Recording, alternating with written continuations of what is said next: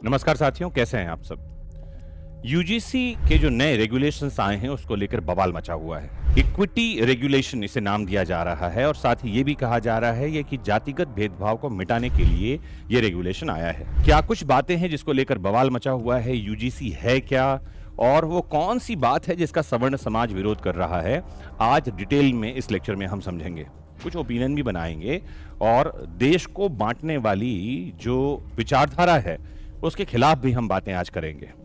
तो थोड़ा सा लेक्चर जो है वो संवेदनशील होने वाला है, तो आपको लास्ट तक जुड़े रहना है। आधी अधूरी बातें, आधा अधूरा ज्ञान खतरनाक हो सकता है, इस बात को समझना है। तो आइए शुरू करते हैं।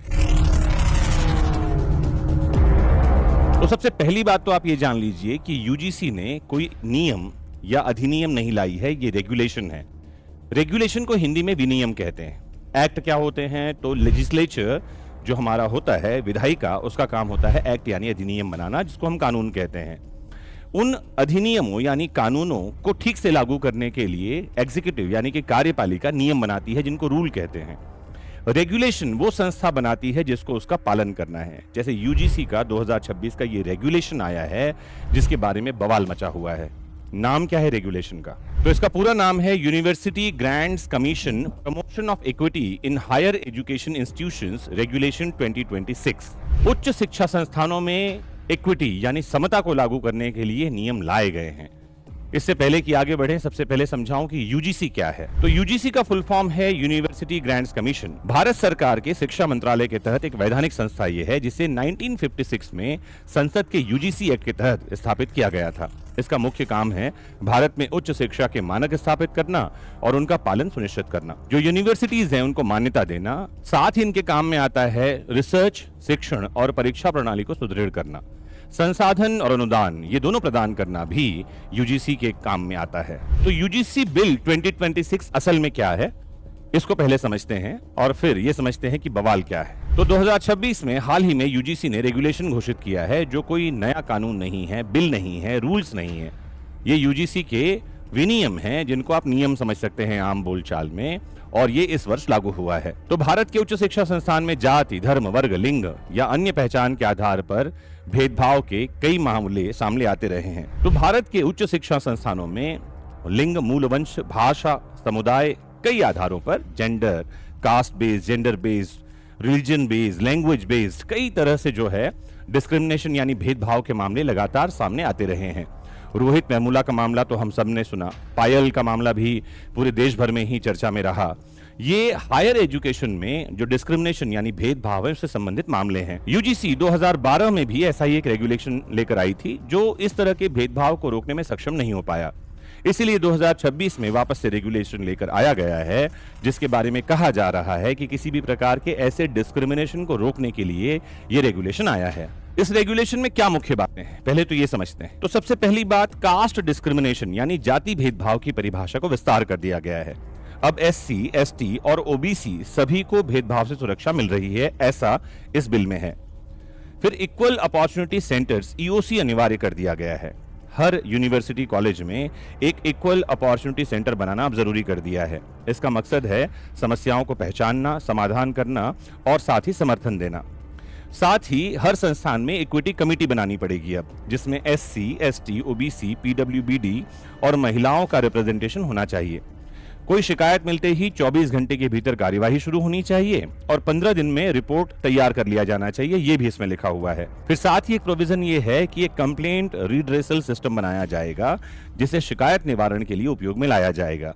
ये 24/7 मतलब 24 घंटे 7 दिन की हेल्पलाइन व ऑनलाइन पोर्टल होगा, ताकि किसी भी समय कोई भी शिकायत दर्ज की जा सके। इसके साथ ही भेदभाव मामले में संस्थान के प्रमुख को जिम्मेदार अब माना जाएगा। अगर पालन नहीं हुआ तो यूजीसी योजनाओं से वंचित कर देगा, डिग्री कार्यक्रम रोक देगा, लिस्ट से हटा देगा, ऐसी कार्यवाही करेगा। तो सबसे इंपॉर्टेंट बात तो यह है कि देश में पहले ही 2 बड़े कानून लागू हैं। एक है protection of civil rights act 1955, जो कि संविधान के आर्टिकल 17 से निकल कर आता है। 1955 से ही ये कानून लागू है, जिसे 1976 में उसका पहले इसका नाम था अबॉलिशन ऑफ अनटचेबिलिटी एक्ट, जिसे हिंदी में कहते हैं अस्पृश्यता उन्मूलन अधिनियम। किसी भी प्रकार के भेदभाव जो छुआछूत पर आधारित हैं, और ये caste, religion, race, colour, language किसी भी बेस पर हो सकता था, और इसके लिए पनिशमेंट के प्रोविजन ऑलरेडी थे। फिर 1989 में स्पेशली एससी और एसटी के लोगों से किसी भी प्रकार के भेदभाव को करने के लिए, उनके साथ अत्याचार करने के लिए एक कानून और आ गया था।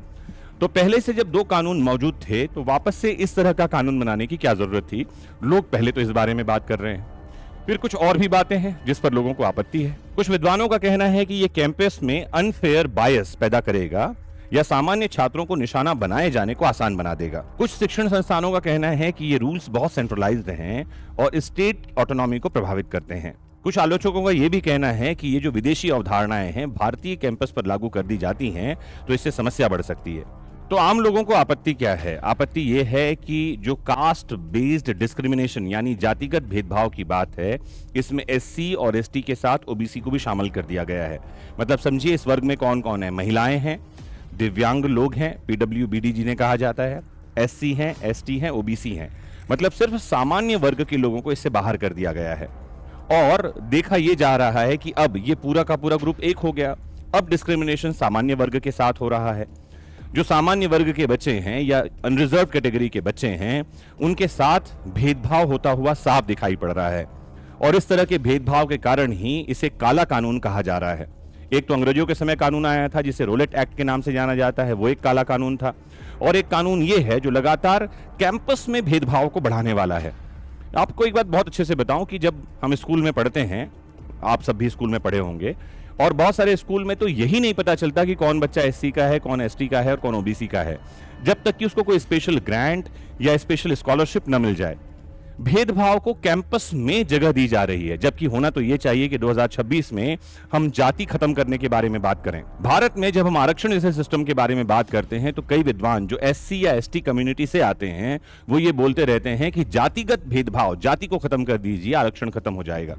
जाति को खत्म करने की बात होनी चाहिए। हमारी जाति क्या है? मानव। और हमारा धर्म क्या है? मानवता। इस बात को एस्टेब्लिश किया जाना चाहिए। हमारी आइडेंटिटी भारतीय होनी चाहिए। इसके परे ऐसे रेगुलेशन और बिल्स ला करके देश और समाज को बांटने का काम यूजीसी जैसी संस्थाओं को नहीं करना चाहिए। सरकार को भी यह ध्यान देना चाहिए कि युवा को ऐसे मामले में उलझाकर न रखे, उनको सही रास्ता दिखाए और युवाओं के लिए रोजगार के नए अपॉर्चुनिटी क्रिएट करे। आपका क्या सोचना है जरूर कमेंट बॉक्स में जुड़कर बताइए और आप जरूर ये बात रखिए कि आप क्या सोचते हैं। मैंने अपनी सोच आपके सामने जाहिर कर दी है।